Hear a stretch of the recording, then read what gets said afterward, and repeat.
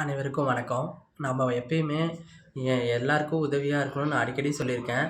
அப்படி நம்ம உதவியா இருக்கிறதுனால நம்மள எல்லாருமே ரொம்ப கேலியாவும், சிரிப்பாவும் நெனைக்கிறாங்கன்னு, என்னை யாரும் மதிக்கிறதில்ல. என்னை பார்க்கும்போதெல்லாம் ஒரு வேடிக்கையா தான் பார்க்குறாங்க. என்னை பார்க்கும்போதெல்லாம் வேலைய மட்டும் தான் வைக்கிறாங்க.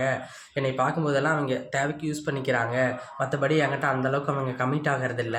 அவங்களோட தேவை எப்போ தேவைப்படுதோ அப்போ மட்டும் தான் என்னை யூஸ் பண்ணிக்கிறாங்கன்னு நெனச்சு நீங்கள் யாரும் வருத்தப்படக்கூடாது. ஏன்னா நான் அப்பயே சொல்லியிருக்கேன், ஒருத்தருக்கு கஷ்டப்படுத்துறதுக்கு இங்கே 1000 பேர் இருப்பாங்க. ஆனால் சந்தோஷப்படுத்த யாரும் இருக்க மாட்டாங்க. நீங்கள் அவங்க தேவையை ஃபில்ஃபில் பண்ணுறதுனால அவங்களுக்கு சந்தோஷம் கிடைக்குதோ இல்லையோ, ஆனால் உங்களுக்கு சந்தோஷமாக இருக்கும்.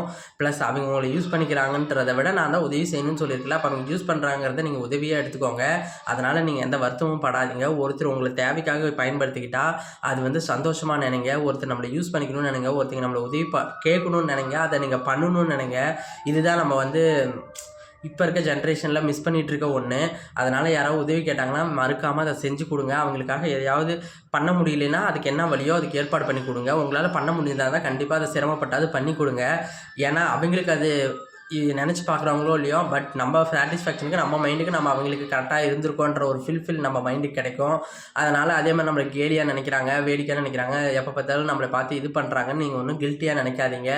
நம்மளை அழுவ வைக்கிறதுக்கு நம்மளை கஷ்டப்படுத்த நிறைய பேர் கிடைக்கலாம். நம்ம மற்றவங்களை சந்தோஷப்படுத்த நீங்கள் இருக்கும்போது உங்களால் அவங்க சந்தோஷப்படுறாங்கும் போது நீங்கள் அதை சந்தோஷமாக நினச்சிக்கோங்க, வருத்தப்படாதீங்க.